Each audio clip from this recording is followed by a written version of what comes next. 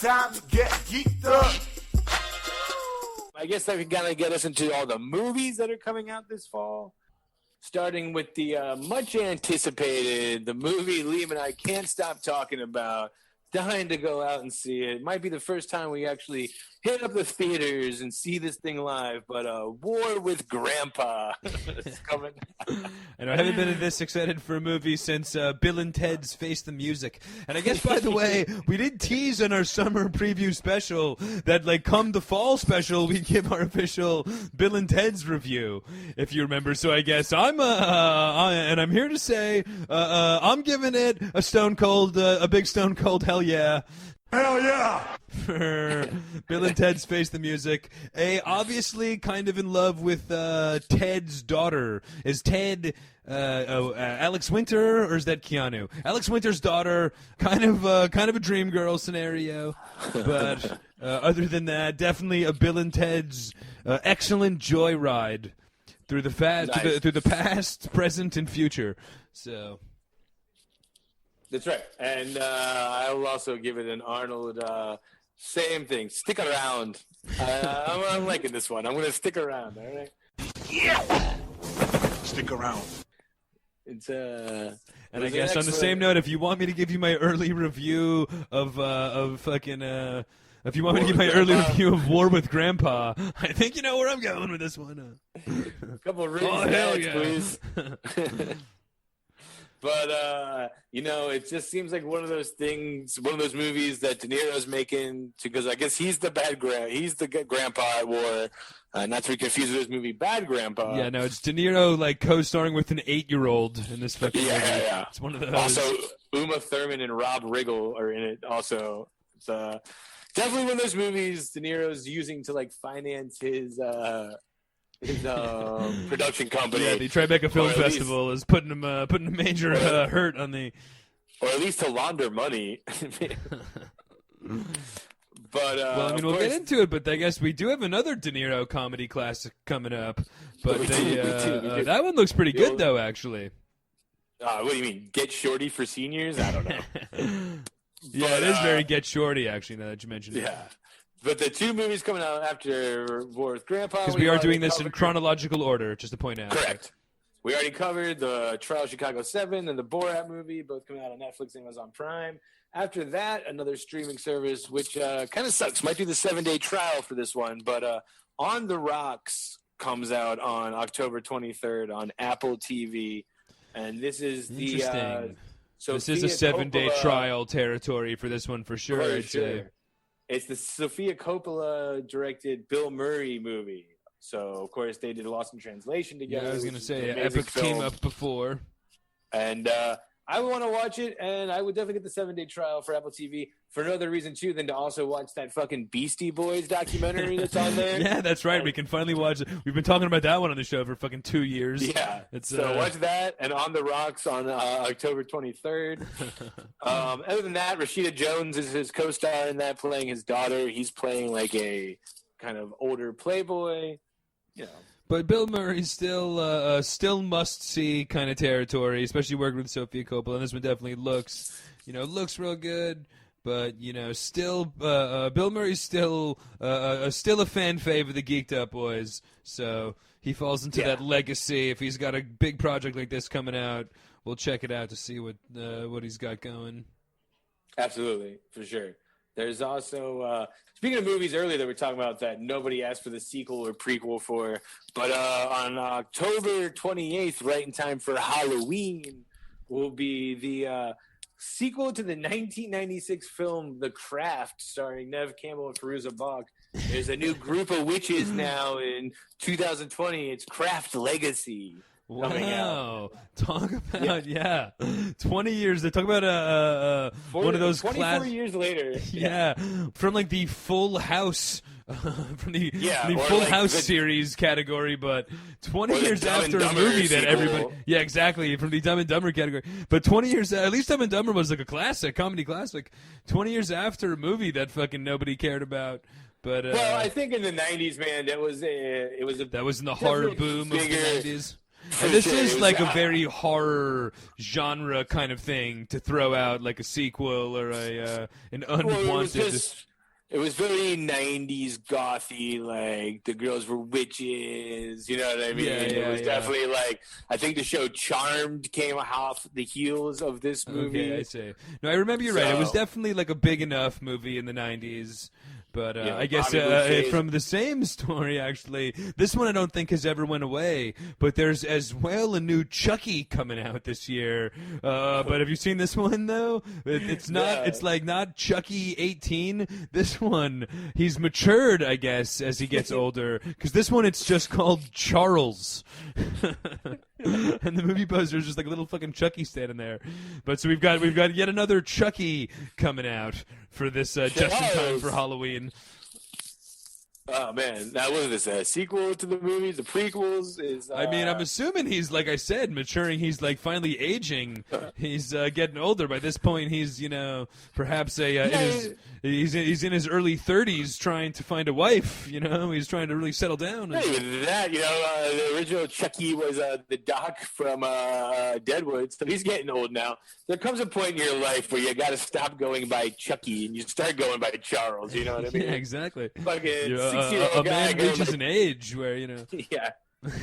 Any name that ends with a Y, you're after you hit 30, cut that shit out. There's also a hilarious horror movie coming out this year where The Empty Man, starring who? Of course, Stephen Root. Oh, it's gonna be a hoot. I can only hope he's like the serial killer, demented, disturbed one, and not like the father of the victim or anything like that. But he's like fucking right up there on the call sheet. It was like headlining The Empty Man. We are And in Bill Murray legacy category, of course, we watch everything from Bill Murray, Sacha Baron Cohen, and Stephen Root on this podcast. Yeah, what is that movie? But you're right, man. Fingers crossed that our boy Stephen Root is the Empty Man. Yeah, exactly. That's true. Is he said empty man or? I guess coming out then, though, speaking of a two-timer on this list, not only like Sacha Baron Cohen, but like you said earlier, De Niro coming out again with another movie in November 13th, The Comeback Trail, which is a action comedy. I think this one's theater and maybe on demand also. But like we said, it's about producers who owe money to the mob. It's got Robert De Niro, Tommy Lee Jones, Morgan Freeman. I think Zach Braff, the kid from Scrubs, might be in there. Yeah.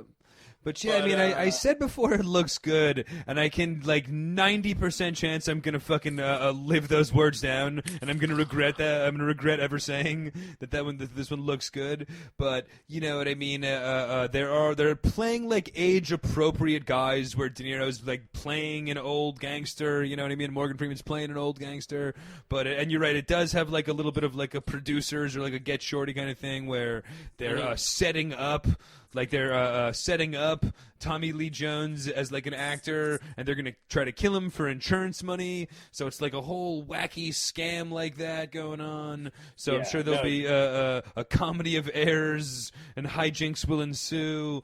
But Tommy Lee Jones looks like he's real good, and De Niro, honestly, for comedic recent year De Niro, it looks way more promising than anything I've seen. Even Morgan Freeman looks alright. Eddie Griffin is promising, but I don't know, something about it. It doesn't look terrible. It's good to see the Undercover Brother back in a big hit comedy. It does not look as terrible as I think that as that it should be, and that it probably will be. You know what I mean? So I'm holding out hope, though. I'm holding out hope. Yeah, I think that movie looks like shit. Okay, right. Yeah, but I guess I can see that because it kind of you're kind of right. Yeah. I'm not going to argue. I can see it going both ways, though. Call the bookie. Let's get some action on this. And I guess to round out the movies, too, there's another big one. This is one that is much like, I guess, Tenet is saying straight up no on demand, straight up movie theaters. But the movie No Time to Die, which will be Daniel Craig's final time out as James Bond, hits theaters on November 20th. And... I'm not in Tenet style, no VOD. We're going straight to theaters. Straight straight theater only. I guess another thing that we should have, we haven't really talked too much about that during our movie preview, but I guess you did mention that there's going to be a little bit of both juggling around. But, I mean, for the most part, some of them are theater, and I pretty much mentioned it on everyone. Some are theaters and on demand. A lot of them are on streaming services. And I would say that No Time to Die, the James Bond one, is the only real one that's like the big theater release that'll be coming out. I don't know about you personally, but like I said, I'm not going to go to the theaters to see it. I'm not going to go to the theaters to see anything. But this is the one I am probably most excited about on this list, obviously besides Charles and Empty Man, just because I'm a big fan of the Daniel Craig Bonds. I mean, he's really going down as one of the all-time best Bonds. Oh, yeah, dude, big time, man. Casino Royale and Skyfall, both of those movies fucking kick ass, dude. There's a couple stinkers in there, but he's made like 5 or 6 of them. Yeah, I was gonna say he's made a shocking number of Bonds, and being one of the really all-time franchise epic movie king. That's. I would say too, and much like the I'm not a reader bro category, is he's definitely the most like the novel Bond, where in like the books James Bond like isn't this suave Pierce Brosnan kind of guy. He's more of like a big, tough, strong, like brawler type fucking like tough guy, spy, like kick-ass dude. More like the Daniel Craig like is versus like the Bond you kind of know of the tuxedo and charming the very ladies. Suave and proper and all. Okay, so yeah, that's right. That's definitely Benicio del Toro looks pretty badass in that one. Definitely, for sure. The kid from Mr. Robot is the bad guy in this one.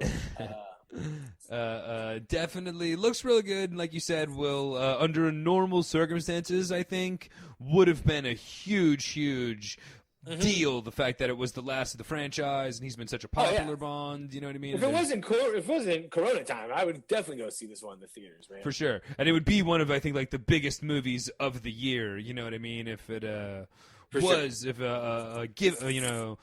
given regular circumstances, but even with some of the, I guess there had been some delays and whatnot, like I was going to say earlier, we hadn't really talked about, but there had been like, Wonder Woman was supposed to come out in September. There were some of the things that had been pushed back. Look at Black Widow, man. Like that movie should be like out on demand already from its theater run during the summer. That was supposed to come out in like May, dude. That was even I think when we did our summer movie preview, that one we had given a date. They had that one's coming out for sure in September. You know what I mean? I was guessing for sure that they would go down the Mulan route. Yeah, that's what they put on Disney Plus at like $30. It's insane that they haven't done that yet, but it is and it isn't. I think Marvel knows. They're smart enough to know, like, look, dude, we'll wait this thing out. The second we put this movie in the theaters, it's gonna make close to $1 billion. Because it's the first Marvel movie to come out in a while. Fucking hold your horses, everybody, and fucking, I think for me personally, and like I said with the Mulan thing too, I was like, I wouldn't pay fucking $30 to watch Mulan on a Disney Plus. Having said that, if Black Widow comes out, I'm definitely forking up that fucking money because I'm a sucker for that. But yeah, so a lot of things have been delayed, but those are all the movies that'll be coming out. I guess ending on. But I'd say in a very weird year, though, absolutely. No Time to Die, Tenet, those are going to be like 2 of the biggest box office draws of the year. And No Time to Die might be really one of the biggest, it might go down as the biggest movie this whole year due to the fact that there hadn't been, just the crazy, 6-month gap of releases and all this kind of stuff. And just, such a weird year in the film industry and so many pushbacks and whatnot. But, No Time to Die still might go down as the biggest movie of 2020, to be honest. Wouldn't be hard. I mean, it doesn't got too much competition, But I would say that would be it then, ending at the very end of November, our fall movie preview special. As of now, like I mentioned, Wonder Woman on schedule for our big winter preview special. But we'll see what happens between here and there. And Black Widow, it got pushed back all the way to next summer. So that'll be in our summer preview special. But, of course, you might notice we skipped a couple obvious Halloween ones, of course, coming out on Netflix. And I guess that'll kind of bring us to our looking forward to all of our Halloween antics the Geeked Up boys are going to be getting to this season in quarantine. And yes. I would want to say More this, Halloween festivities prepared for the Geeked Up boy. Another, much like our fall special, another annual tradition on the show has become our Halloween extravaganzas that we do. Big time, big time. So I want to say this on Netflix and chat. We did say we were going to be watching The Devil All the Time, and then I think the next day Netflix snuck out a preview for a movie coming out this Friday, which we're definitely watching this one instead, just because it's a Halloween special and it's right up our alley. But coming out on October 2nd, tomorrow, The Bronx versus Vampires. Which is a pretty much all you need to know. A comedy horror movie, which pretty much is in the title. It's what it sounds like. It's a bunch of kids from the Bronx fighting vampires, a bunch of white vampires that shouldn't be there, right? So that's going to be one of the movies we watch on Netflix and chat. And, of course, we've teased it a bunch, but on October 7th comes out. We're giving you guys ample time to watch these movies, too, so you can know what the hell we're talking about this time. But, of course, the Adam Sandler Hubie Halloween banger will be coming out on October 7th. A wacky Sandler voice to go along with your spooky Halloween. But And we it's talk amazing. about an epic double feature of Netflix and chats just in time for dude. Halloween. Bronx versus Bronx, the Bronx versus Vampires, and Hubie Halloween, a Sandler spooky I feel murder like this mystery is classic. Best Halloween ever. Definitely more excited for these than In the Tall Grass, which we did last year. This is much better. And also, Well, last Julie year as well, Bowen- we did our Halloween special, Best of Halloween special, which we'll be able to re-air this year. And, Oh yeah. And of course, keeping with the theme of summer and quarantine, we will be doing a Zoom Halloween movie trivia this month. Yes. So, once As we I get that teased table- earlier, getting back to Zoom for last time we were on Zoom, we did a great trivia night. This time it's going to be a trivia night, but a spooky Halloween themed trivia for Correct. Halloween movies and Bonus various points. other Halloween shenanigans. Definitely Bonus- a costume. Bonus points Yeah, for bonus points for showing up in costume, for sure. yes, 100%. And I think right now we're thinking of doing that on the 29th, which is the Thursday before Halloween, which is going to be a we wanna very do it on festive Friday, Saturday 'cause Halloween this year. It would be amazing if we were allowed to leave our houses. I guess the masks will come in handy for this Halloween. But the Saturday Halloween will be coming at you the Thursday before for the Geeked Up Halloween Zoom for the Geeked Up Zoom Halloween party. Can I at least Zoom go out on- trivia? Yeah, we were gonna do it on Friday night because that's mischief night. I gotta go out and throw eggs at houses and toilet paper. Did you guys do that in Jersey? Did you guys? Was the Friday or the night Yeah, of before course. Halloween? We've like talked the, about it before. Ruckus night? We Yeah, definitely okay. did it. However, unfortunately, in Jersey, we call it cabbage night. So it sounds right. Yes. So Okay. it sounds like fucking total puss. But everybody else is Devil's Night. What do you guys call it? Like Ruckus Night or something? Mischief night.